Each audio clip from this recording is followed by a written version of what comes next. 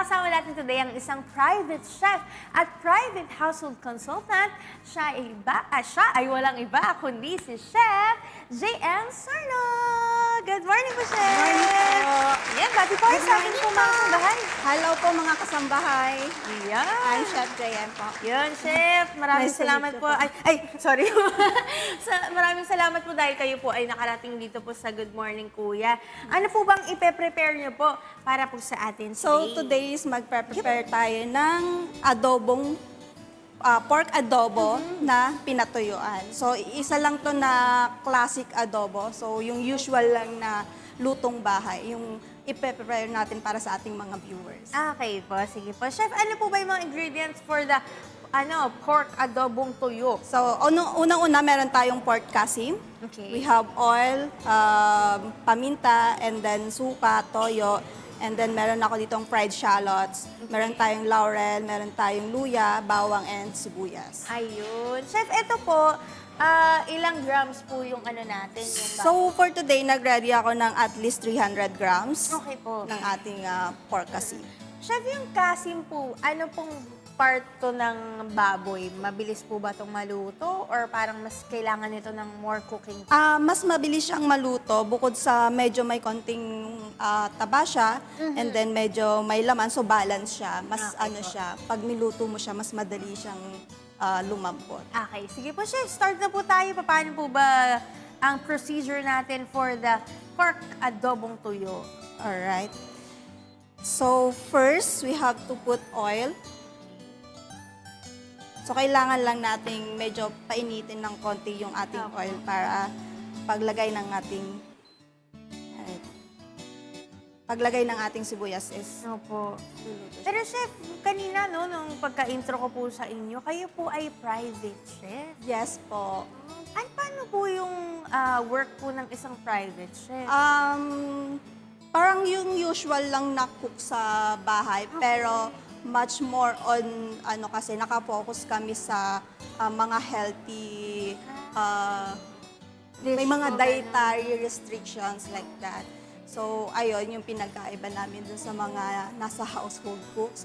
And then usually kasi yung mga nagiging clients ko mga High-end po. high-end, and then meron silang mga dietary restrictions, so kailangan mong malaman kung saan sila allergy, or sometimes naman may mga sakit sila, like for example, I have clients na meron sakit ng Salmonella and E. coli, so medyo mahirap siyang pakainin and medyo baselan yung mga food na i-prepare natin para sa kanya. Okay. So, ang galing. Yeah. Ibang klase pala din yung mga private chef. Yes Yan. po. Sige po, Chef, ano po yung next po natin na step pagka naiinit natin yung mantika? First, ilalagay natin yung luya. Kung napansin ninyo, una natin ilalagay ang luya kasi Opo. bawang kasi, mas una siyang maluluto. Opo. So, nilagay natin yung luya. And then, ang ating sibuyas. Sarap talaga, maraming aromatics. Yes. And of course, ang ating laurel. Ayan, yung iba nga, Chef, hindi nila sinasama sa gisa yung laurel. Yeah, actually, mas better na isasama siya sa paggigisa kasi mas ilalabas niya yung aroma ng laurel. ma-activate yung flavor niya Yes. po, Yan, so gisa-gisa lang tayo, mga kasangbahay.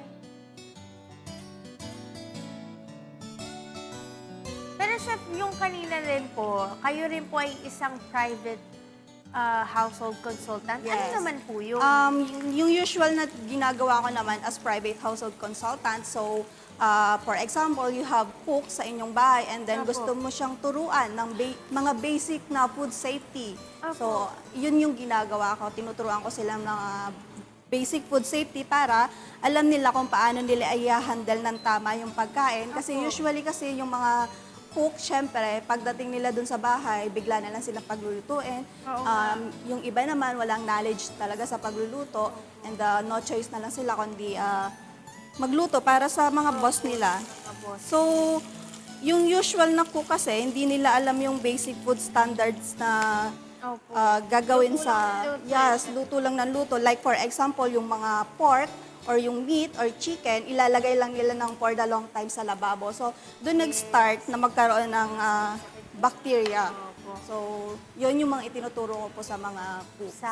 As a consultant po, Yes. chef. Ayun. Sige po. So, lagay Ano na po ba yung natin next ang ating bawang. Bawang. Ayan. Hindi pwedeng walang bawang ang Yes. adobo, mga kasangbahay.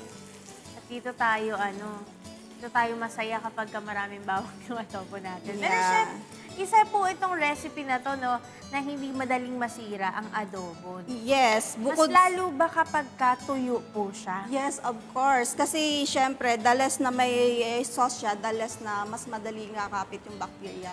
Usually kasi sa sauce kumakapit yung bacteria na nagiging dahilan para masira yung ating mga pagkain. Okay. Oo, no, kasi kapag more moisture, doon mas dumadami nga yung Yes. yung bacterial count. Sige po, chef. Dito tayo. Sa cells. Alright. So, pagkatapos po mag-isa, chef, ano na po yung next po? Ilalagay natin ang ating pork. Okay. Yan. So, pork kasim. Ito parang good for ano na to, no? 2 to 4. Good Depende for, sa- good for 4 to 5 person na siya. And then, hintayin lang natin siya. I-sear lang natin siya until mag-golden brown. Saka natin i-add yung ibang ingredients. Alam niyo ba mga kasambahay, hirap na hirap ako magluto ng adobo. Ewan ko ba, bakit marunong naman ako magluto, pero yung adobo talaga parang, sabi natin, di ba, basic yan. Pero ako, hirap na hirap akong mag-adobo. Parang, hindi ko kasi magaya yung adobo ng mami ko. Sarap kasi mag-adobo talaga ng mami ko po. Yes. Pero eto, nakakita ko ng panibagong cooking method sa pagluluto ni chef ng adobo. Kasi iba-iba din talaga yung style po ng pagluluto ng Yes. adobo, chef, no? Mas madali at mas magagets ng mga kasama natin sa bahay. Itong recipe mo, chef, Yes. no? Napaka-basic nga lang niya. Parang chill na chill lang eh. Yeah. Kasi may iba, binababad muna nila yung Yes. yung protein nila. It's either yung baboy or manok, di ba? And then yung iba hindi naman gumagamit ng luya kasi they don't like the taste siguro. Parang naiintriga ako dito sa Yeah. may luya. So, alam ko naman lasa ng luya. Pero hindi sa adobo, no? Kasi yung luya kasi nakapagpatanggal siya ng medyo lansa. Flavor niya. Yeah. Meron kasing part ng adobo na medyo may lansa, lalo na Opo, pag eh. medyo mataba. So, yun yung tinatanggal Saka natin. pagka medyo matanda na chef yung yung baboy. Yes. Pag young pork, medyo yun eh. Alamang, Oo. bangus, patas na sarap din yung lasa niya. Ay, So- oo nga, no? Ang ganda rin pala nga ng kasi. Nag-release pa siya ng kaunting fat, Yes. pero lean meat pa rin siya. Oo. Yun yung kailangan natin, yung medyo fats niya. Para ma-retain yung And then, ilalagay natin ang ating soy Soy sauce. sauce, okay. Regular soy sauce lang naman to, chef, no? Yes, pero as a private chef, I usually use the coconut aminos Ay, oo or nga. less salt juice. Ang mahal nun. Yeah. Yes, Coco Aminos. And then, Pagka nakikita ko na yun sa market, ay sa mga grocery. Teka lang, parang ito na yung buong presyo ng adobo. it was our healthiest version ng ating soy. soy. Yeah. So, ang ating vinegar. So, medyo hindi natin gustong ilagay ng madami ang ating vinegar para hindi siya magmukhang paksiw. Chef, kayo ba naniniwala kayo dun sa sinasabi po nung ng ibang mga nagluluto na huwag daw hahaluin? Kasi kayo po, hinalo niyo po yung suka Yes. kapag no? Yes. Sabi po nila, huwag hahaluin yung suka, huwag nang tatakpan. Yeah. Kasi ako naman paniniwala ko for lang to, sarili ko lang na perception. Pag kasi hindi mo hinalo, yung suka kasi hindi siya makalat dun sa ating ingredients. Opo. So, ako, ewan ko lang, sa personal ko lang, talagang usual na ginagawa ko, hinahalo ko talaga siya lahat para Opo. at least yung lahat ng ingredients natin nandun sa ating meat. Oo. Kasi minsan, like for example, nagwisik ka ng ating salt sa ating Oo. ating meat and then Isa hindi lang, mo no? hinalo, may part na medyo maalat. Yes. So, baka ganun yung mangyari sa ating Alam mo, same din yung naisip ko dyan, chef. Dati na-explain din po yan ng mga chef namin. Sabi, wala naman daw effect yun kung Yeah. tatakpan mo or di mo hahaluin. Yeah. Kasi yung molecules nga daw nun, parang may ganong explanation. ano rin naman yun eh, kakalat din naman yun dun sa ano, maluluto at maluluto pa rin yun, mga kasambahay.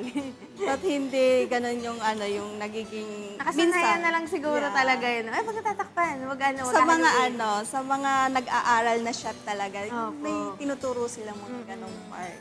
Ayun. So, let's... Naaamoy ko cook na, nabubuo na siya, na adobo na talaga mga kasangbahay. Pero, Chef, ano po ang cooking time po natin for the pork adobong to? Sa pork adobo, kung ganito lang siya ka-konti na ano, at least siguro pakuluan natin siya mga 20 to 25 minutes. Okay. Kasi medyo makapal yung ating meat. Yung cut po. Yes.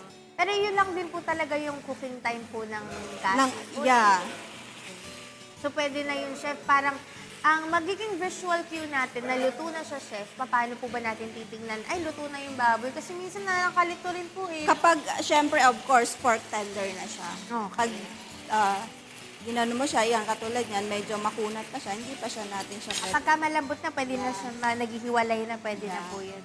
Alright, mga kasangbahay, syempre, ay, mahirap naman na paghintayin namin kayo dito ng 20 minutes para makita nyo lang kung paano maluto yung ating pork adobong tuyo. Pero, Chef, may additional reminders pa po ba kayo for the pork adobong tuyo? Yes.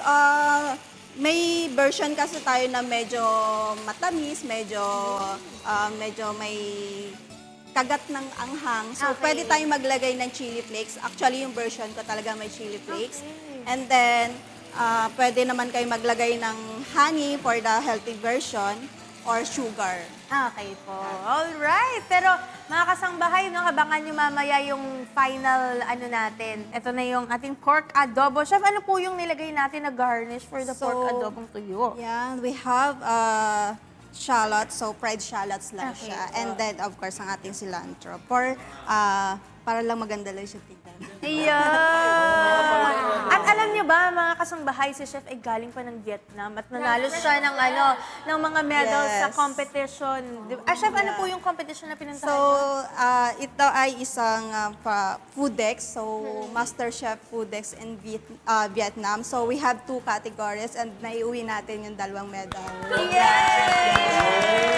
Meron tayong bronze and silver medal. Yun, fresh from Vietnam. At bukod sa mga medals na inuwi niya sa Pilipinas, meron din siyang dinala sa atin na iba pang mga food.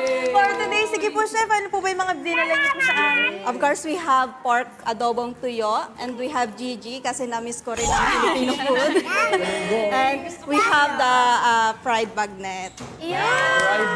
Napakasarap naman. Proud na proud tayo maging Pinoy dahil ito yung ating mga food. Pero Chef, meron po kayong gustong i-promote po para po sa ating mga kasambahay? Sige po, go ahead po. Yes po, sa mga kasama natin dyan sa bahay. So kung gusto ninyo na matuto ng mga basic food safety training, ayan, pwede po tayo. Pwede nyo po ako i-message sa aking mga Facebook account, JM Lozan de Sarno or Chef JM. We have Facebook page din po. So, nagre-reels tayo dyan. Follow niya si Chef yan sa kanya Follow nyo po Facebook. ako sa Facebook, IG, and YouTube. And then, nag-on-call din po ako. So, yung usual na pagluluto sa bahay, like for example, si Sir Josh, Ayan, pag oo. gusto niya nang i-date sa yung kanyang girlfriend, pwede niyo po ako i-hire. Pwede tayong mag-steak, pwede tayong mag-steak night. Invite natin si Chef. Ganun pala dapat. Ayun, Chef, baka may gusto naman po kayong batiin sa umagang ito. Go ahead po. Yes, of course, binabati ko ang mama ko. Yan, super proud ang mama ko. Morning. Good morning, ma. And then, of course, ang aking family dyan, ang aking anak, Andrew, and then ang aking asawa. Yan, nasa Saudi po ang aking asawa, Daryl Sarno. Love you. Good morning. Thank you, Thank you Chef. again. Chef.